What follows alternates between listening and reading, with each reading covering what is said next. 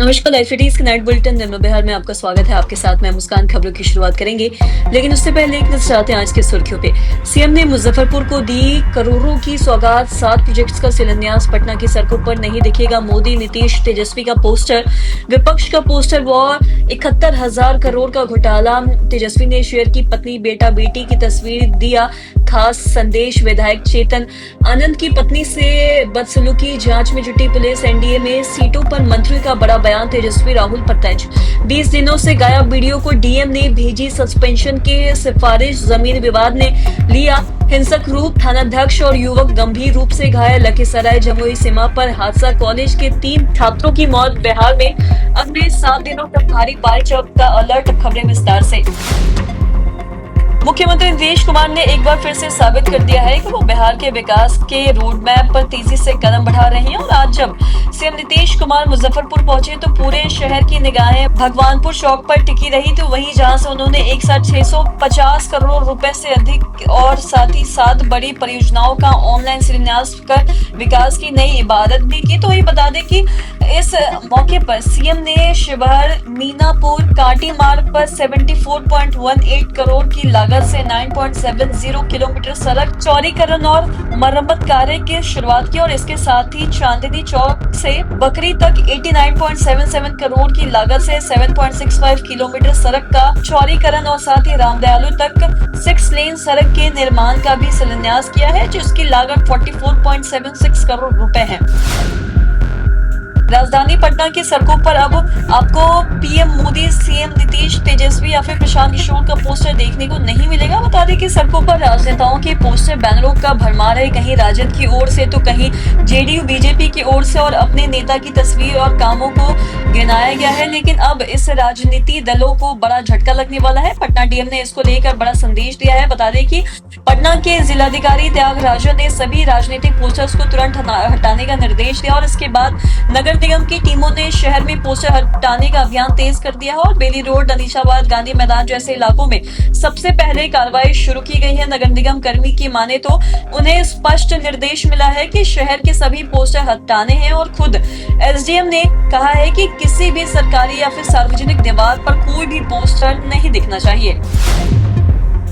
बिहार में आगामी विधानसभा चुनाव से पहले सियासी तापमान तेजी से बढ़ रहा है। बता दें कि गुरुवार 31 जुलाई को पटना की सड़कों पर विपक्षी दलों ने सरकार के खिलाफ पोस्टर लगाए, जिनमें से 71,000 करोड़ रुपए के कथित घोटालों का आरोप लगाया गया है। और यहीं पे ये भी बता दें कि आरोप हाल ही में सामने आई है और यानी सीएजी रिपोर्ट के आधार पर लगाए गए हैं, जिसमें से राज्य सरकार के खर्चों में भारी गड़बड़ी की ओर इशारा किया गया है। और इन पोस्टर्स में राजधानी पटना, नरेंद्र मोदी और मुख्यमंत्री नीतीश कुमार, उप मुख्यमंत्री विजय सिन्हा, राज्य सरकार के 10 मंत्रियों की तस्वीरें दिखाई गई हैं। साथ ही में उनके विभागों में कथित रूप से कई गड़बड़ी की भी राशि का भी उल्लेख किया गया है। और सबसे बड़ा घोटाला पंचायती राज विभाग में दिखाया गया है, जहां से अरबों रुपए के लेन देन का कोई स्पष्ट लेखा जोखा नहीं मिलने का दावा भी किया गया है। और सीएजी की रिपोर्ट में यहां सामने आया है कि बिहार सरकार के पास 71,000 करोड़ रुपए की राशि का कोई भी संतोषजनक हिसाब नहीं है। और विपक्ष के इसी आधार पर सरकार को घोटालेबाज बताते हुए लगातार हमलावर रुख अपनाए हुए हैं। बिहार के नेता प्रतिपक्ष तेजस्वी यादव ने अपने बेटे इराक की तस्वीर सोशल मीडिया पर शेयर की है। और तेजस्वी यादव ने अपने सोशल मीडिया पर अपने परिवार की तस्वीरों को साझा कर खास संदेश दिया है। और तस्वीर में तेजस्वी अपनी पत्नी, बेटा बेटी के साथ नजर आ रहे हैं और सभी ने पीले पीताम्बर वस्त्र धारण किए हैं। तेजस्वी ने अपने प्यारे से परिवार की झलक के साथ एक खास संदेश भी लिखा। तेजस्वी यादव ने तस्वीरों को शेयर कर लिखा है कि समृद्ध सामाजिक परंपरा और साथ ही पारिवारिक मूल्य, बड़ों का स्नेह, आशीर्वाद और संस्कृति इंसान को सभ्य तथा जीवन को अनमोल बनाती है। और तेजस्वी यादव ने अपनी पत्नी राष्ट्रीय, बेटी कात्यायनी और साथ ही बेटे इराक के साथ ये खूबसूरत तस्वीर शेयर की। और बता दें कि 27 मई को तेजस्वी यादव के घर बेटे ने जन्म लिया था। पटना एम्स में जनप्रतिनिधियों और साथ ही सुरक्षा कर्मियों के बीच एक बार फिर से टकराव की स्थिति उत्पन्न हो गई है। मामला विधायक चेतन आनंद की पत्नी और समर्थकों से हुई। बता दें कि बदसलूकी का है। घटना के बाद नगर पुलिस अधीक्षक पश्चिमी पटना भानु प्रताप सिंह ने मामले की जांच शुरू कर दी है। और पुलिस के अनुसार विधायक चेतन आनंद अपनी पत्नी और समर्थकों के साथ एम्स में एक मरीज से मिलने पहुंचे थे और इसी दौरान अस्पताल के सुरक्षा गार्ड ने उनका विवाद हो गया। और आरोप है कि गार्ड ने पहले विधायक की पत्नी और और समर्थकों के साथ अभद्र व्यवहार किया, जिसके बाद दोनों पक्षों में तीखी बहस हो गई और साथ ही घटना की सूचना मिलने पर पुलिस मौके पर पहुंची और स्थिति को नियंत्रित किया गया। दोनों पक्षों की ओर से एफआईआर दर्ज की गई है और साथ ही मामले की गहन जांच भी की जा रही है। नगर पुलिस अधीक्षक भानु प्रताप सिंह ने बताया कि जांच निष्पक्ष रूप से की जा रही है और जो भी दोषी पाया जाएगा उसके खिलाफ कड़ी से कड़ी कार्रवाई भी की जाएगी। बिहार सरकार में मंत्री संतोष सुमन ने शुक्रवार को मीडिया से बातचीत के दौरान कई अहम मुद्दों पर अपनी प्रतिक्रिया दी है और एनडीए में सीट बंटवारे, इंडिया गठबंधन की स्थिति और सीएजी रिपोर्ट पर उन्होंने खुलकर बात की और एनडीए में सीट बंटवारे को लेकर वह कहा है कि इस पर फिलहाल कोई भी औपचारिक बातचीत नहीं हुई है और समय आने पर सहयोगियों के साथ बातचीत की जाएगी। साथ ही में उन्होंने ये भी कहा है कि जो हमारे विचारधारा के साथ रहेगा उस पर विचार किया जाएगा, लेकिन अभी तक किसी दल ने ऐसी कोई भी रुचि नहीं दिखाई है और इंडिया गठबंधन में मुख्यमंत्री के चेहरे को लेकर बनी असमंजस की स्थिति पर मंत्री ने यह भी कहा कि जैसे लोकसभा चुनाव में हुआ वैसे ही विधानसभा चुनाव में भी होगा।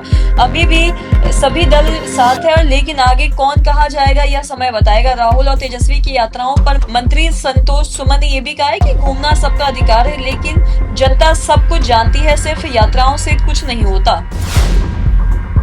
भारत निर्वाचन आयोग द्वारा चलाए जा रहे मतदाता गहन पुनरीक्षण एसआईआर अभियान के दौरान सदर प्रखंड के बीडीओ जितेंद्र कुमार की बड़ी से लापरवाही सामने आई है। बता दें कि जानकारी के अनुसार बीडीओ 20 से 22 दिनों से बिना किसी पूर्व सूचना के कार्यालय से गैर हाजिर, जिससे चुनावी तैयारियों पर काफी ज्यादा असर पड़ा है और इस मामले को जिला पदाधिकारी पवन कुमार सिन्हा ने गंभीरता से लिया है और निर्वाचन आयोग को विस्तृत रिपोर्ट भी भेजा है और साथ ही बीडीओ को निलंबित सस्पेंड करने की अनुशंसा करते हुए विभाग को पत्र भेजा गया है और बीडीओ की अनुपस्थिति से प्रखंड स्तरीय प्रशासनिक कार्य बाधित न हो, इसके लिए सदर अंचल के अंचलाधिकारी सीओ रजत वर्णवाल को अस्थायी रूप से बीडीओ का प्रहार सौंपा गया है। तो वहीं प्रशासन का कहना है कि मतदाता सूची पुनरीक्षण जैसे महत्वपूर्ण कार्यों में लापरवाही किसी भी सूरत में बर्दाश्त नहीं किया जाएगा।